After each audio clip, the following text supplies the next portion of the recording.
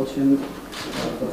Делегация прилетела в Казань из Палестины. Возглавляет ее губернатор провинции Хеврон Джибрин Ильяс Абед Аль-Бакри. Рустам Минниханов отметил, в России дорожат высоким уровнем российско-палестинских отношений и напомнил, как высокий гость из этого государства принимал участие и в праздновании 1000-летия принятия ислама в Волжской Булгарии, и в форуме «Россия. Исламский мир» прошлого года. Очень приятно, что вы в этом году тоже вместе с нами.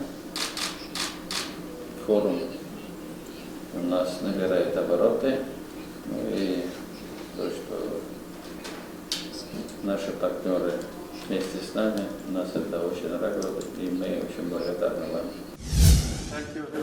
Рустам Минниханов встречает Ахмада Кависа Сингенда, заместителя генерального секретаря Организации исламского сотрудничества. Она объединяет 57 мусульманских стран, считается второй крупнейшей международной организацией после ООН. Рустам Минниханов подчеркнул, у Татарстана большой опыт сотрудничества с ОИС, а у России большой потенциал торгово-экономического сотрудничества со странами организации.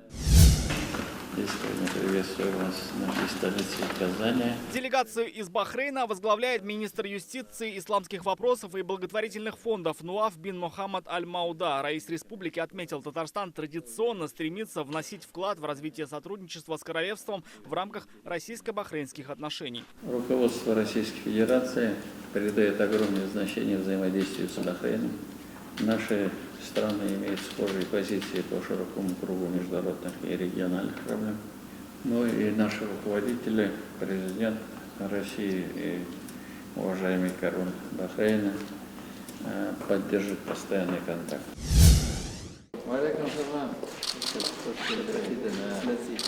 А с делегацией из Малайзии давние партнерские и даже дружеские отношения. Раис республики принял министра высшего образования Мохаммеда Халеда Нардина. Для нас большая честь, что такая представительная делегация из Малайзии принимает участие на нашем форуме.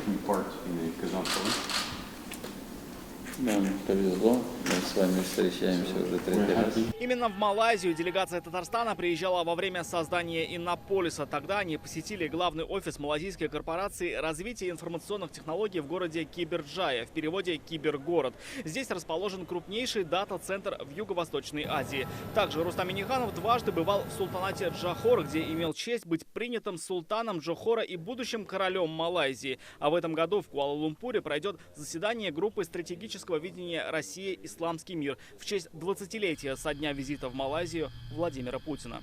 Рамиль Шайдуллин, ТНВ, Казань.